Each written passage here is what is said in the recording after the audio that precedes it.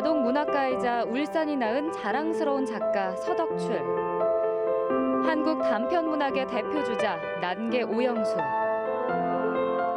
문학은 그 도시의 문화를 보여주는 척도다. 하지만 젊은 작가의 부재와 시민들의 관심 부족으로 녹록지만은 않은 울산의 문학 환경. 사실 우리 울산은 보면 문화가 좀 부재한 도시다 그런 얘기도 많이 하잖아요. 그래서 뭐 신앙송 대회를 한다든지 또 뭐 책을 읽고 뭐 낭독 대회를 한다든지 이런 뭔가 다양한 방법으로 좀 찾아보면 시민들도 이제 가까이 오고.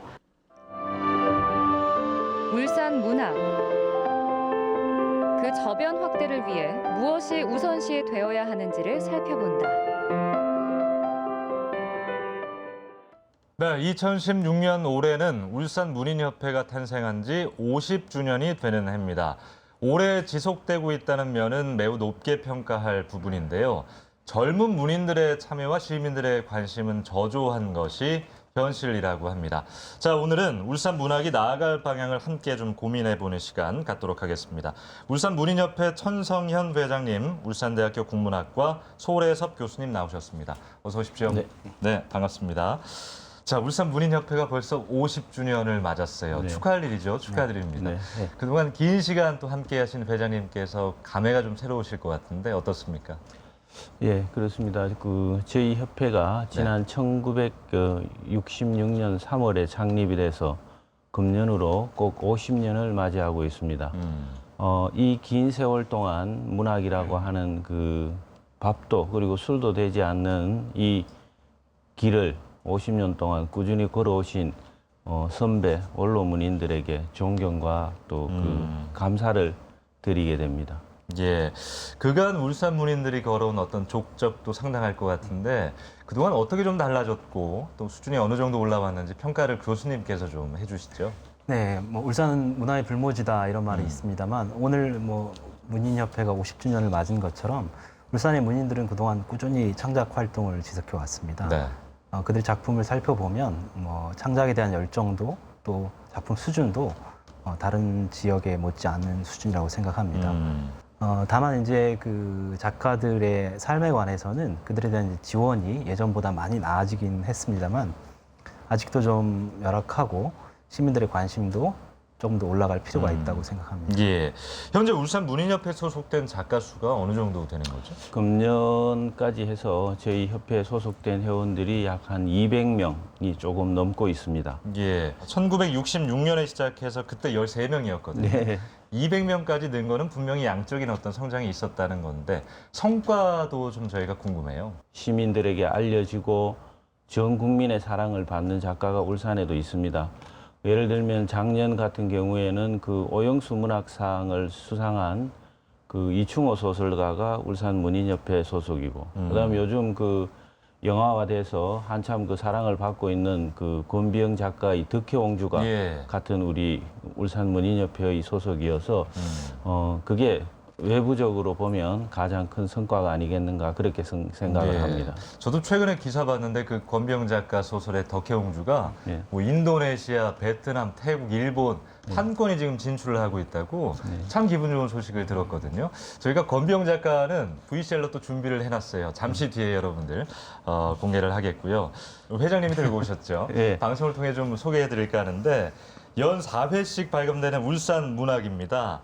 지금까지 76호가 발간이 됐는데 이게 보시면 70년 3월에 발간이 된 아주 귀한 문학지입니다. 이 안에 보시면 색깔이 아주 바랬고요. 세월의 흔적들도 이렇게 되어 있는데 제가 이거를 지금 이 시간에 읽어드릴 수는 없고 세월의 흔적을 여러분들 느끼시라고 보여드리는 거예요. 요거는 이제 2016년 여름에 아주 최근에 나온 따끈따끈한 울산 문학이고요. 시민분들이 좀 많은 관심을 좀 가져주셨으면 좋겠습니다. 50여 년간 이 울산 문학을 발간하셨는데 그동안 뭐 왜 어려운 일이 없었겠습니까? 좀 현실의 어려움들 많이 닥치셨을 것 같아요. 어떻습니까? 우리가 책을 한 번 만드는데 한 300에서 350페이지짜리 책이 나오려면 한 50에서 60여 명의 작가들이 참여를 하게 됩니다. 그래서 그분들이 평소에 꾸준히 그 창작을 해놓지 않으면은 그 연사회의 책 발행을 하기가 상당히 어렵습니다. 예. 근데 그 작품만 있다고 해서 되는 것이 아니고 그 작품집을 발간하는 데는 또 상당한 비용이 들어갑니다. 그리고 또 원고료도 들어가고. 그러니까 그게 아무래도 예산상의 문제도 있고 해서 그 책을 한번 그렇게 낸다는 게 이렇게 생각처럼 쉽지가 않았습니다. 아니 이게 굉장히 두껍더라고요. 예, 최근에 예. 나온 거 보니까. 그러니까 예. 아까 말씀하신 그 200여 명의 작가분들이 예, 예. 매년 4회씩을 발간하고 계신 거잖아요. 그렇습니다. 굉장히 또 어려움이 있을 것 같습니다. 네. 아무튼 이런 어려운 여건 속에서도 울산에서 창작 활동을 하고 있는 작가분들이 굉장히 많은데 아까 저희가 잠깐 얘기했던 그 소설 덕혜옹주, 영화 덕혜옹주의 원작자 권비영 씨를 저희가 직접 만나고 왔습니다. 화면을 준비했거든요. 함께 보시죠. 천황가의 명령이니 판단은 옹주님께서 하십시오. 거절하실 경우 조선 왕가의 존립 자체가 흔들린다는 것만 알아두십시오. 얼마 전 개봉에 큰 화제를 몰고 온 영화 덕혜옹주. 내 귀국은 일제감정기 비운의 삶을 살았던 대한제국 마지막 황녀 이야기를 다룬 이 영화는 소설을 원작으로 하고 있다.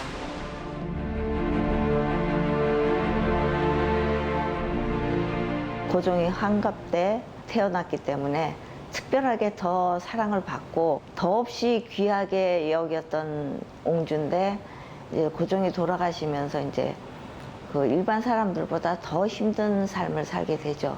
그래서 저는 사실은 덕혜옹주는 모르는 사람들이 많았는데 제가 우연히 알게 되고 나서 아, 이런 비운의 황녀가 우리나라에도 있구나. 그래서 이 황녀의 삶을 정말 다시 한번 살려보자 하는 뜻에서 이제 시작을 집필을 하게 됐고, 덕혜옹주의 안타까운 삶을 소설로 옮긴 권비영 씨는 바로 우리 울산의 작가다. 그는 무명의 지역 작가에서 100만 베스트셀러에 오르며 큰 사랑을 받고 있다.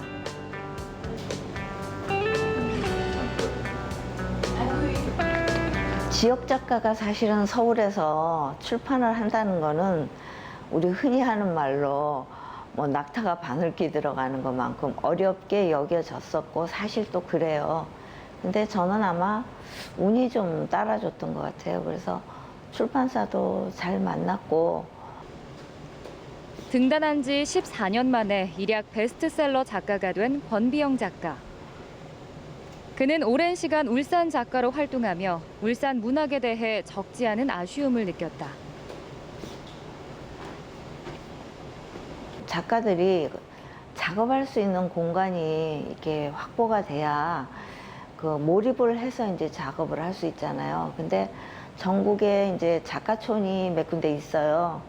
그래서 뭐 서울 같은 데는 연희창작촌 같은 경우는 뭐 세계적으로도 알려져 있고, 또 토지문화관, 뭐 또 21세기 뭐 문학관 이렇게 해서 많은데 울산은 그게 없어요. 그래서 제가 이제 그 작가촌에 작업을 하러 들어가면 울산이 부자 도시니까 그런 소리를 해요. 울산에는 어디 있어요? 당연히 있는 걸로 알고 울산에는 어디 있어요? 없어요. 라고 얘기하면 아니 그렇게 부자 도시에서 왜 없어요?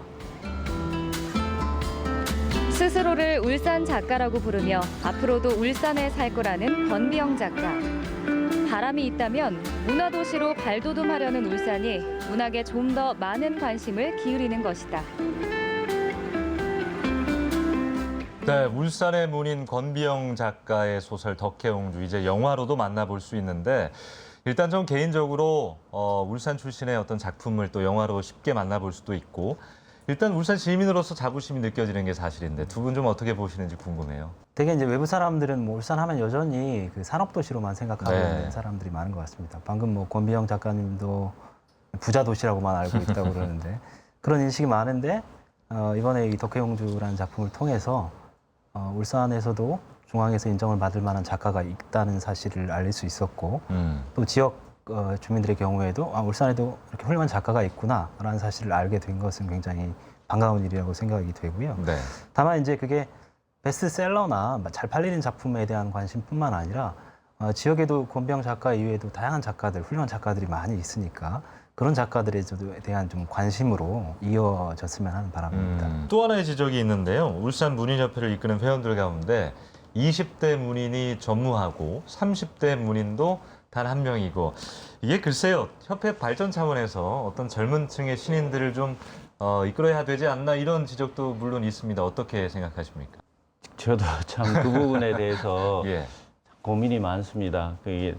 그 영화 대사에 보면 나이를 먹는다고 사람이 꼭 늙는 건 아니다는 것처럼 비록 연령은 좀 드시고 좀 연세는 있으시더라도 문학 활동을 하시는 분들이 여전히 젊고 문학 속에서의 그분의 필력은 20대, 30대를 뛰어넘을 만큼 왕성하시고 창작력을 가지고 있어서 문학이 꼭 그 나이하고는 상관이 없습니다만 그래도 행사를 하다 보면 그리고 또 단체라는 게 또 이렇게 나이대가 좀 있어서 그걸 좀 뒷받침해주고 선배의 길을 좀 따라가고 할 수 있도록 하는 교본이 되어야 하는데 20대, 30대 문학을 시작해서는 우선 가정 생활이 안 되기 때문에 그게 좀 접근하는데 어려움이 있다. 그리고 그 좀 어느 정도 안정이 되고 한 30, 40대가 지나야 문단에 나오는 그런 경향들이 있어서 우리 문단이 좀 늙어가고 있지 않느냐. 이게 뭐 전국적인 현상인 것 같습니다. 네. 우리 교수님은 대학 강단에서 매일 젊은 청춘들을 마주하시지 않습니까? 어떻게 보세요, 이 현상에 대해서? 방금 회장님 말씀하신 대로 젊은 층에서 이렇게 문학에 대한 관심이 많지 않고 특히 이제 창작을 하려는 학생들은 많지는 않습니다. 저희 예. 국문과의 경우에도 한 해에 뭐 50명, 60명 정도 학생이 들어오는데 그 중에서 이제 창작에 관심이 있는 학생들은 한 서너 명 이렇게 불과하죠. 그런데도 이제 그 친구들도 계속해서 창작을 졸업할 때까지 그 꿈을 이어가기는 쉽지 않습니다. 그래서 저는 문학을 이어가는 세대를 굳이 나이로 뭐 구분할 필요는 없다고 생각합니다. 방금 회장님도 말씀하셨지만 문학을 하는데 나이가 중요한 건 아니라고 생각하고요. 뭐 우리가 잘 아는 박완서 작가의 경우에는 40대에 등단하셔도 충분히 좋은 작품들을 많이 써내셨습니다. 그래서 나이보다는 그 문학에 대한 관심이 있는 층들에게 그 문학에 대한 열정을 계속 이어갈 수 있는 기회를 제공해 주는 게 중요하다고 생각하고요. 특히 요즘에는 그 중장년층에서 특히 문학이나 인문학에 대한 관심들이 많습니다. 네. 그래서 그분들에게 뭐 이렇게 창작의 기회를 열어줄 수 있는 여러 가지 고민들을 좀 하는 게 중요하다고 생각합니다. 나이는 상관이 없다. 열정이 네. 중요하다. 두 분 다 공통적으로 그 말씀을 해주셨는데요. 근데 그 신인 작가, 이건 나이와 상관이 없습니다. 예, 신인 작가의 등용문이라고 하면 뭐 신춘문예나 각종 문학상을 저희가 생각을 하잖아요. 그 열정을 확인할 수 있는 어떤 그런 문학상들이 울산에는 좀 없지 않아서 사람들이 관심을 덜 보이는 게 아닌가 이런 지적도 있는데요. 여기에 대해서는 교수님 어떤 생각 갖고 계세요? 지금 신춘문예는 이제 경상일보가 운영을 하고 있고요. 네. 그다음에 이제 문학상 아까 말씀하신 오영수 문학상 이런 문학상이 운영되고 있습니다. 그런데 이제 꼭 그 신춘문예나 뭐 신인 문학상을 이렇게 만든다고 해서 거기에 꼭 울산 지역의 작가들이 그 상을 받으리라는 보장은 또 없거든요. 그리고 이제 지금 현재 활동하고 있는 울산 지역의 문인들도 대부분 보면 외부에서 이제 등단을 해서 울산에서 활동을 하는 경우가 대부분입니다. 그래서 저는 그런 상들이 울산의 문학이나 문인을 알리는 데 중요하기는 하지만 뭐 신인상, 이런 뭐 신인 문학상 이런 것들보다는 오히려 울산 문학만의 어떤 독특한 색깔을 낼 수 있는 문학상들이 좀 더 많아졌으면 좋겠습니다. 다른 지역보다 더 독창성을 드러낼 수 있는 산업이나 노동에 관한 어떤 그런 부분들에 관한 이를테면 문학상 이런 것들이 만들어지면 울산 문학이 다른 지역보다 좀 더 독특한 색깔을 지닐 수 있지 않을까 이렇게 생각합니다. 그렇게 되면 우리만의 색깔을 또 갖는 거니까 시민들 입장에서도 관심을 좀 끌어낼 수 있는 도구가 될 것 같은데 사실 뭐 오늘 회장님도 나오시고 문인협회 좋은 활동들 많이 하고 계시지만 아직까지도 예. 울산에 문인협회가 있는지조차 모르는 시민들도 계시더라고요, 교수님. 이 세계적으로도 뭐 이 문학에 대한 관심은 여전히 낮아지고 있습니다. 예. 우리가 오늘 뭐 50주년 이야기를 하고 있습니다만 문학과 문화에 대한 관심은 낮아지고 있는 게 세계적인 추세라서 그런 흐름들을 한꺼번에 되돌리기는 사실 쉽지 않은 일이고요. 그럼에도 이제 할 수 있다면 시민들에게 이제 그 문인들의 작품들을 소개하는 통로들은 지금보다 훨씬 더 좀 고민을 해봐야 되고 또 작가들 차원에서도 지금은 문학을 전달할 수 있는 통로가 꼭 인쇄매체만 있는 것은 아니거든요. 네. 다른 전자매체라든가 뭐 이런 것들을 통해서 좋은 작품들이 시민들에게 전달될 수 있는 통로들이 더 많아져야 된다고 생각합니다. 예, 울산의 문인들과 또 작품을 알리는 노력과 시민들의 관심이 보태진다면 울산 문학의 내실은 더욱 단단해질 걸로 생각이 되는데요. 다른 지역은 좀 어떤 노력하고 있는지 또 우리 지역은 어떤 노력하고 있는지 저희가 화면으로 모아봤습니다. 함께 보고 오시죠. 올해 3월 문을 연 울산의 한 대형 서점. 작은 판매대 한 켠, 글귀 하나가 눈에 띈다. 바로 울산 작가들의 책을 모아놓은 코너다. 울산 지역에 오픈하면서 울산 지역에 계시는 시인분들과 작가분들이 많이 계셔서 그분들의 작품들을 울산 시민들에게 소개해주고 싶었고요. 접할 수 있는 기회를 드리고 싶어서 만들게 됐습니다. 전국에 많은 체인을 가진 이 대형 서점에서 지역 작가 코너를 만든 건 울산이 처음. 그러나 아직 고객들의 반응은 그리 크지 않다. 더 큰 문제는 다양한 종류의 책을 소개하고 싶어도 지역 작가들의 책을 구하는 게 쉽지 않다는 것이다. 그거는 얘기 안 했지만 언제 최근 작품이나 아니면 유명한 작품들은 수급하기가 굉장히 쉬운데요. 다른 오래된 작품들이나 아니면 의외로 많이 알려지지 않은 작품들은 책을 구하기가 굉장히 힘들었습니다.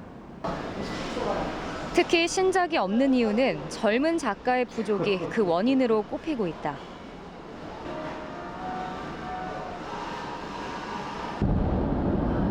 제작진은 울산과 비슷한 고민을 하고 있는 대구를 찾았다. 아담한 크기의 이곳은 작년에 문을 연 지역 최초의 시 전문 서점. 그런데 이곳이 처음부터 서점으로 출발했던 것은 아니다.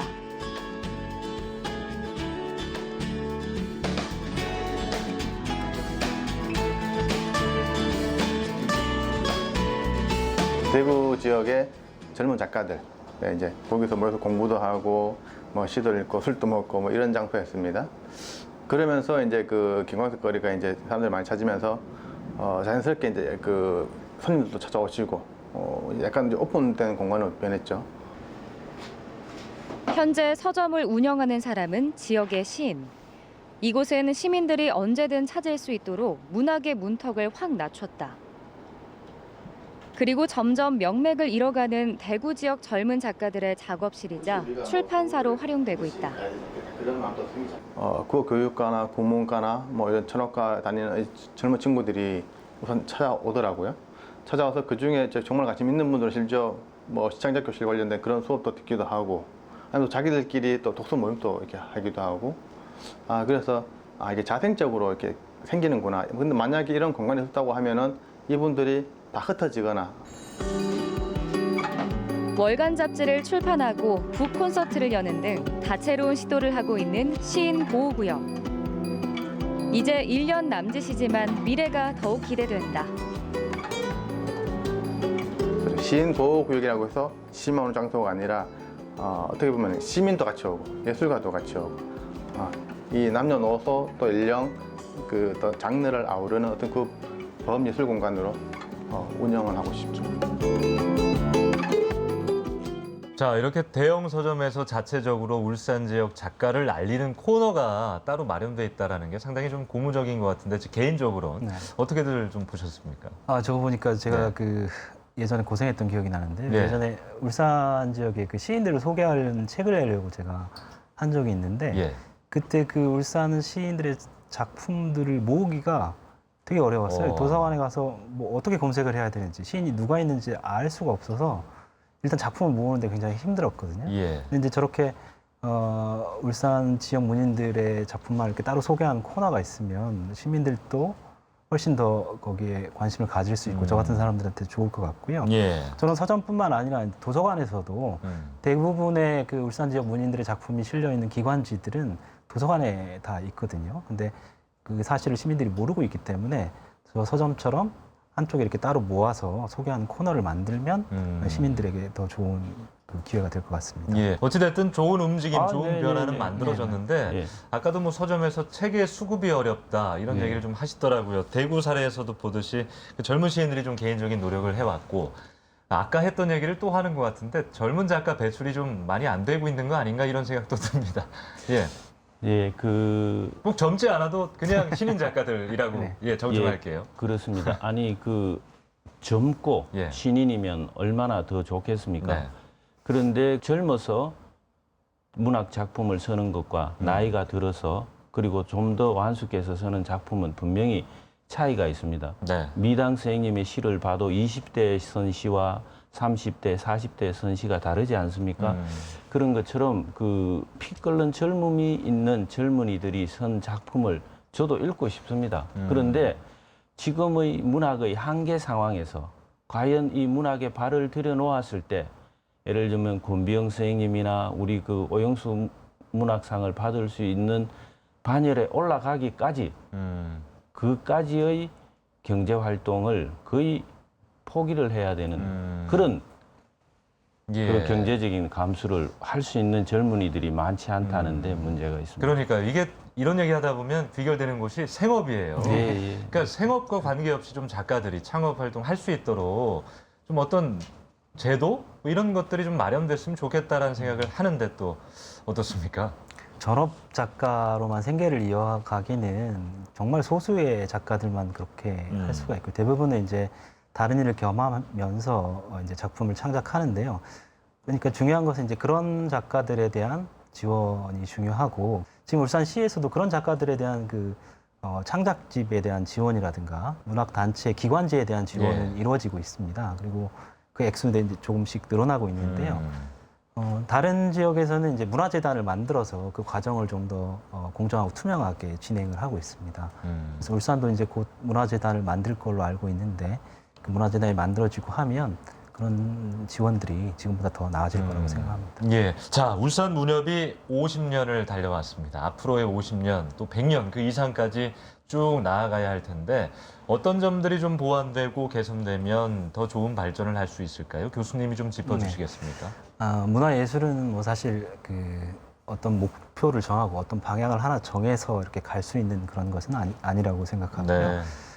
오히려 문화예술, 문학을 비롯한 문화예술은 이렇게 다양성이 꼽힐 때 더 발전할 수 있다고 생각합니다. 다만 이제 그럼에도 불구하고 또 울산만의 어떤 독특한 색깔을 내려면 그런 우리 울산 지역만의 독창성에 대한 고민은 분명히 있어야 된다고 생각을 합니다. 그래서 울산 지역 작가들이 다른 지역 작가들보다 더 잘 써낼 수 있는 것, 울산에 더 많이 있는 것 그런 것들은 뭐 자연환경도 있을 수 있습니다만 산업, 노동 뭐 이런 것들에 대한 관심 이것들이 좀 더 이어져서 그게 울산의 독특한 문학적 색깔로 좀 피어났으면 하는 바람입니다. 저는 생각할 때 그 우선 울산에 그 적을 두고 판매를 하고 있는 대형 서점이나 골목의 작은 서점들도 울산 지역 작가에게 관심을 좀 가져주시고 네. 그리고 울산 지역 작가가 발행한 책이나 그다음에 작품집을 서점의 한 켠에 공간만 마련해 주셔도 그게 문학을 하는 그 우리 회원들에게 그리고 그 적지만 그것을 찾는 시민들에게 지역의 작가와 시민이 만나는 소통의 공간도 되고 그 문학을 통해서 시민과 작가가 서로 그 지역에 대해서 공감을 나누는 어떤 정체성 확립에도 도움이 된다고 저는 그렇게 생각을 합니다. 예, 알겠습니다. 오늘 말씀 감사하고요. 저도 오늘 녹화 끝나고 퇴근길에 울산 관련된 책 하나 사들고 집에 돌아가겠습니다. 고맙습니다. 네.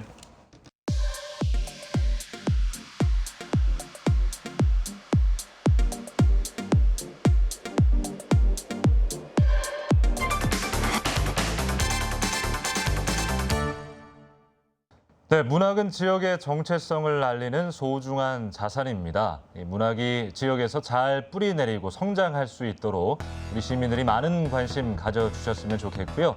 많은 여건들이 뒷받침돼야 할 것 같습니다. 세상을 향한 해바라기 다음 주에 뵙겠습니다. 안녕히 계십시오.